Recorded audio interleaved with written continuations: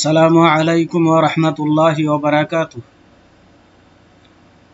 আলহামদুলিল্লাহি রাব্বিল আলামিন ওয়াসসালাতু ওয়াসসালামু আলা আশরাফিল আমবিয়াই ওয়াল মুরসালিন নবিয়িনা মুহাম্মদ ওয়া আলা আলিহি ওয়া আসহাবিহি আজমাইন। আম্মা বা'দ। বাদিয়া ইসলামিক সেন্টারের অধীনে আসলাম তো ফাআল্লিমনি বিভাগ দ্বারা পরিচালিত ইসলামী শিক্ষা কোর্সে অধ্যয়নরত বাংলা বিভাগের ক্লাস লেভেল 3-র ছাত্রদের জন্য ফিকহের ক্লাস আরম্ভ করছি।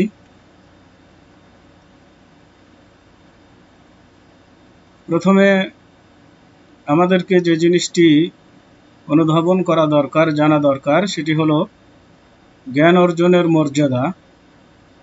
তো জ্ঞান অর্জন করা একটা জাতির জন্য অপরিহার্য কর্তব্য, যেটাকে আল্লাহ রাব্বুল আলামিন ফরজ করে দিয়েছেন এবং আল্লাহ রাসূল সাল্লাল্লাহু আলাইহি সাল্লাম সেটিকে ফরজ হিসেবে ঘোষণা দিয়েছেন। আল্লাহ তাআলা এই মর্মে বলেন যে ইয়ারফাইল্লাহুল্লাযীনা আমানু মিনকুম ওয়াল্লাযীনা উতুল ইলমা দারাজাত, অর্থাৎ তোমাদের মধ্যে যারা ঈমান এনেছে এবং যাদেরকে জ্ঞান দান করা হয়েছে, আল্লাহ তাদেরকে মর্যাদায় উন্নীত করেন। সূরা আল মুজাদালা 11 নম্বর আয়াত। এখান থেকে আল্লাহ বোঝা যায় যে জ্ঞান অর্জন করলে আল্লাহ রাব্বুল আলামিনের নিকটে মর্যাদা লাভ করা যাবে। তো অতএব এদিক দিয়ে জ্ঞানের মর্যাদা অপরিসীম, যেটা বলে শেষ করা যাবে না। আল্লাহ তাআলা অন্যত্র বলেন ওয়াকুর রাব্বি জিদনি ইলমা। তার মানে আল্লাহ রাব্বুল আলামিন বলছেন যে বলো, হে আমার রব, আমার ইলমকে বৃদ্ধি করো, আমার জ্ঞান বৃদ্ধি করো। তার মানে জ্ঞান বৃদ্ধির জন্য দোয়া করতেও আল্লাহ রাব্বুল আলামিন নির্দেশ দিয়েছেন। অতএব জ্ঞান অর্জন করা যে একটা মানুষের জন্য একটি জরুরি বিষয়, এতে কোনো সন্দেহ নেই। এ মর্মে আল্লাহ রাসূল সাল্লাল্লাহু আলাইহি ওয়াসাল্লাম বলেন যে আন আবি হুরায়রা রাদিয়াল্লাহু আনহু قال قال رسول الله صلى الله عليه وسلم من سلك طريقا يلتمس فيه علما سهل الله له به طريقا إلى الجنة। এখানে সাহালাল্লাহু লাহু একটা শব্দ বেশি আছে হাদিসের ইবারতের মধ্যে, এখানে হয়তো ছড়া পড়েছে,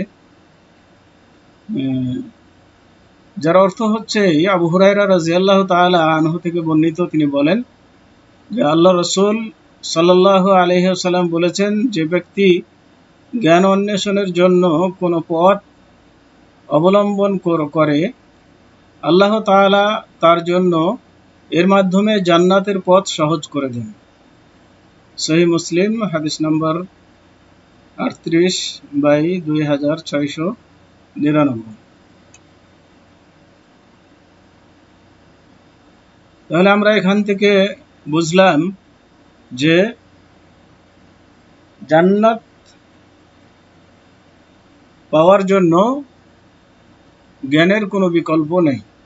মানে জান্নাতের পথ সুগম হবে তাদের জন্যই যারা সঠিক জ্ঞান অর্জন করবে, কারণ জ্ঞান তাকে জান্নাতের পথ দেখাবে, জান্নাত যাওয়ার উপায়গুলো বলে দিবে, কিভাবে জান্নাত লাভ করা যায় সেটি অর্জন করা যাবে। অতএব প্রতিটি মানুষকে জ্ঞান অর্জন করতে হবে। এর জন্য কোনো বয়সের সময়সীমা নেই, যে কোনো সময় জ্ঞান অর্জন করা যেতে পারে। বিশেষ করে দিনী শিক্ষা, দিনী ইলম, এটার জন্য সবসময় শিক্ষার দুয়ার উন্মুক্ত থাকবে এবং সেটিকে কাজে লাগাতে হবে। যখনই সুযোগ পাবে তখনই জ্ঞান অর্জনের জন্য সময় ব্যয় করবে। এবার আসুন যাকাত সম্পর্কে আজকের বিশেষ পাঠ। তো আমরা প্রথমে জেনে নিই যাকাত কাকে বলে।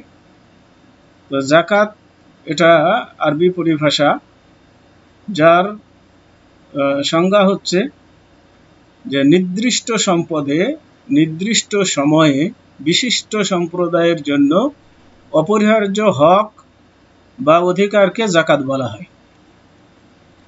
এখানে খেয়াল রাখতে হবে একটি জিনিস, এখানে বলা হয়েছে নির্দিষ্ট সম্পদে, তার মানে সব সম্পদে যাকাত নাই, বিশেষ কিছু সম্পদে যাকাত আছে যেগুলো নিয়ে যাকাত দিতে হবে।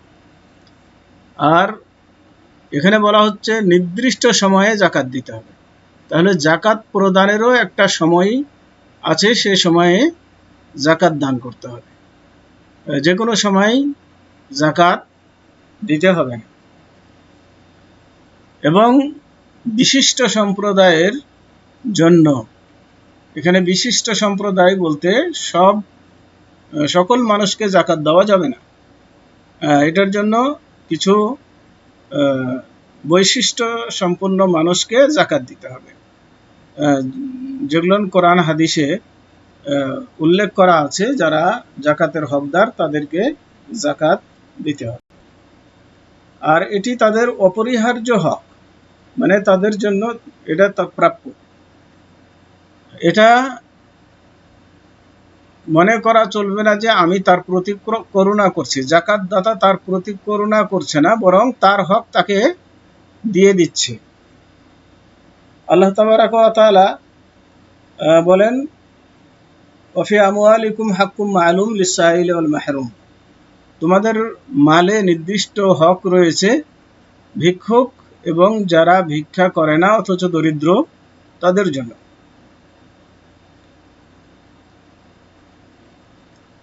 তাহলে এখানে আমরা বুঝতে পারলাম যে যাকাত কাকে বলে।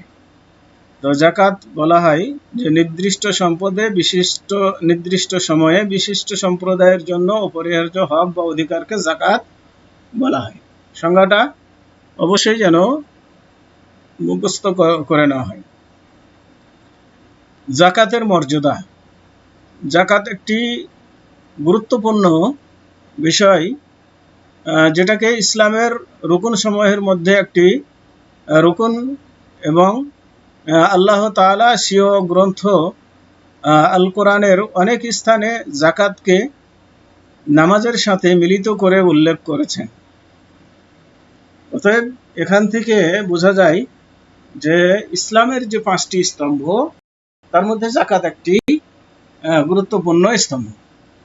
এছাড়াও ইসলামের 5টি স্তম্ভের মধ্যে যে গুরুত্বপূর্ণ একটি স্তম্ভ হচ্ছে সালাত।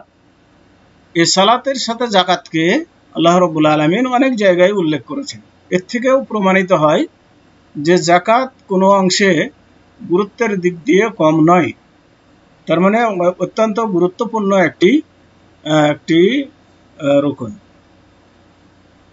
এ মর্মে আল্লাহ তাআলা বলেন ওয়া আকিমুস সালাতা ওয়া আতুজ যাকাতা ওয়ারকাউ মা'আর রাকিঈন, অর্থাৎ তোমরা নামাজ কায়েম করো, যাকাত দাও এবং যারা রুকুকারী তাদের সাথে রুকু করো।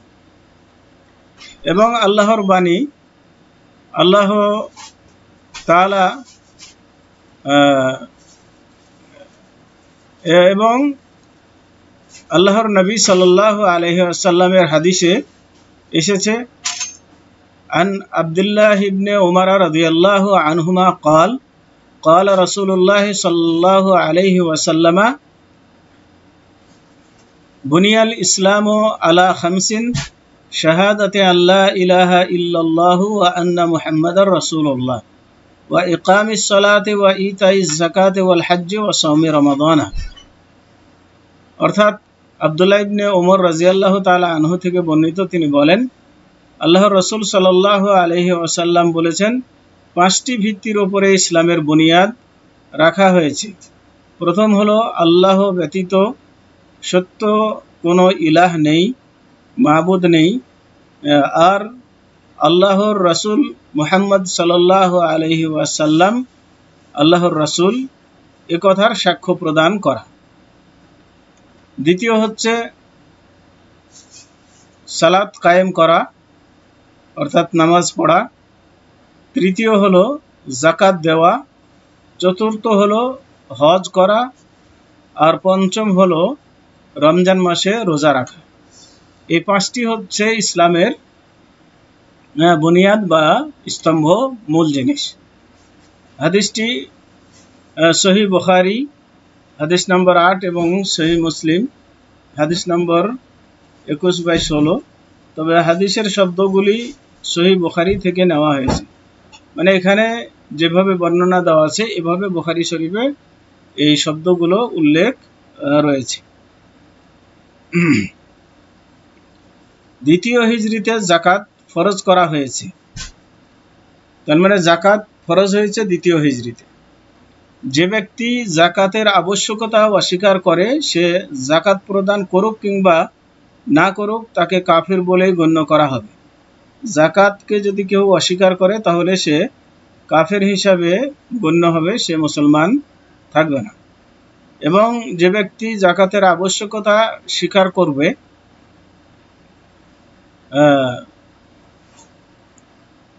সে যাকাত দিক বা না দিক, কিন্তু যাকাত ফরজ হওয়াটাকে সে স্বীকৃতি দেয়। সে ফরজ, যাকাত যে ফরজ এটা মনে করে, কিন্তু অলসতা বশত হয়তো যাকাত আদায় করে না, তাহলে সে পাপাচারী হবে, ফাসেক হবে, কিন্তু সে কাফের হবে না। যদি কোনো সম্প্রদায় যাকাত না দেওয়ার উপরে একমত হয় তাহলে তাদের সাথে লড়াই করা যাবে। তার মানে কোনো মুসলমান যদি যাকাত না দেওয়ার ক্ষেত্রে যদি ঐক্যমত হয়ে যায় তাহলে তাদের বিরুদ্ধে ইসলামী সরকার তাদের বিরুদ্ধে যুদ্ধ ঘোষণা করতে পারবে। এবার আসুন যাকাতের ফজিলত বা গুরুত্ব। এক, মন ও ধনের পবিত্রকরণ। যাকাতের মাধ্যমে মন পবিত্র হয় এবং সম্পদ পবিত্র হয়, কেননা যাকাত জরিমানাও নয় এবং করও নয়, তার মানে ট্যাক্স নয়, বরং যাকাতের কারণে ধনে বরকত হয় অর্থাৎ সম্পদে বরকত হয় এবং ধন বৃদ্ধি হয়। এ মর্মে আল্লাহ তাআলা বলেন, খুদ মিন আমওয়ালিহিম সাদাকাতান তুতাহিরুহুম ওয়া তুযাক্কিহিম বিহা, যে আপনি তাদের মাল থেকে যাকাত গ্রহণ করুন, এর দ্বারাতে আপনি তাদেরকে পবিত্র ও পরিশোধিত করুন। সূরা তাওবা 103 নম্বর আয়াত। 2, সৃষ্টির প্রতি ইহসান বা অনুগ্রহ করা এবং সমাজের মানুষের মধ্যে একে অন্যের দায়িত্ব গ্রহণ করা। যাকাতের দ্বারাতে মানুষের প্রতি সহানুভূতি করা হয় এবং একে অন্যের দায়িত্ব গ্রহণ করা হয়, যেটা অতি জরুরি, কারণ দরিদ্র অসহায় মানুষদের পাশে দাঁড়ানো হচ্ছে কর্তব্য। 3 নম্বর, যার উপর যাকাত ফরজ হয় তার পরীক্ষা নেওয়া। তার মানে যাকাত ফরজের মাধ্যমে তার পরীক্ষা নেওয়া হয় যে সে যাকাত দিচ্ছে কি দিচ্ছে না, কেননা সে যাকাত প্রদান করে আল্লাহর নৈকট্য লাভ করতে চায়। কেননা সে যাকাত প্রদান করে আল্লাহর নৈকট্য লাভ করতে চায়।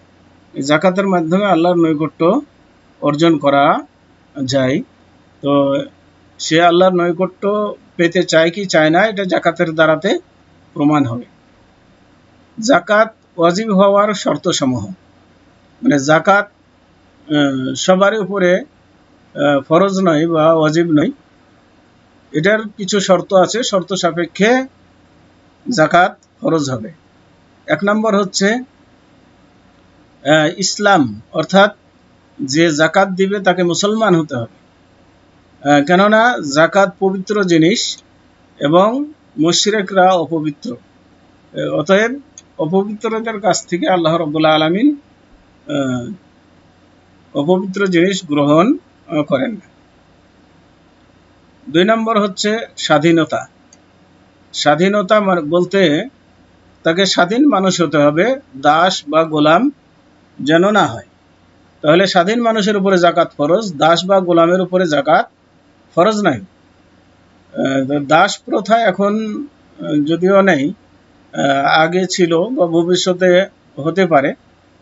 তো দাস যাদেরকে, যে সমস্ত মানুষকে বিক্রি করে দেওয়া হয় এবং তাদের নিজস্ব কোনো সম্পদের মালিক হতে পারে না, তারা যেগুলো কামাবে সেগুলো তার মনিব, তার মালিক হবে। এ কারণে তাদের উপরে জাকাত ফরজ নাই। 3 নম্বর হচ্ছে নেশাব পরিমাণ মাল হতে হবে। নেশাব অর্থাৎ নির্দিষ্ট পরিমাণ। নির্দিষ্ট পরিমাণ, জাকাতের একটা নির্দিষ্ট পরিমাণ আছে। এক একটা জিনিসে এক একটা নেশাব রয়েছে, নির্দিষ্ট পরিমাণ রয়েছে। সেই পরিমাণ অনুযায়ী কারো কাছে মাল থাকলে জাকাত দিতে হবে, আর সেই নির্দিষ্ট পরিমাণে না পৌঁছলে তাকে জাকাত দিতে হবে না।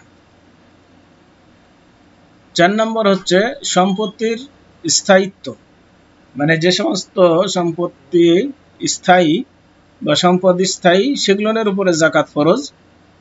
মাল যেন স্থায়ী থাকে, ধ্বংসের সম্মুখীন না হয় কিংবা তাতে অন্যের অধিকার যুক্ত না থাকে।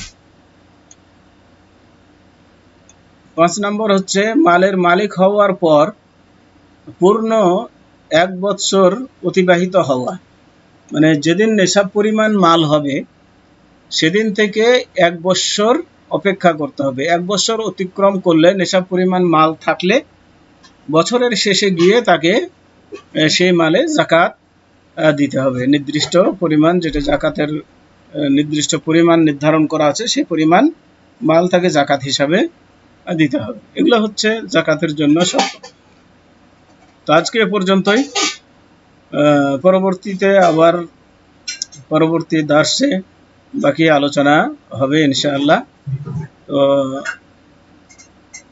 সবাই ভালো থাকুন, সুস্থ থাকুন এবং মনোযোগ দিয়ে লেখাপড়া করুন। সাল্লাল্লাহু আলা নবিয়িনা মুহাম্মদ ওয়া আলা আলিহি ওয়া আসহাবিহি ওয়া বারিক ওয়া সাল্লিম। আসসালামু আলাইকুম ওয়া রাহমাতুল্লাহি ওয়া বারাকাতুহু।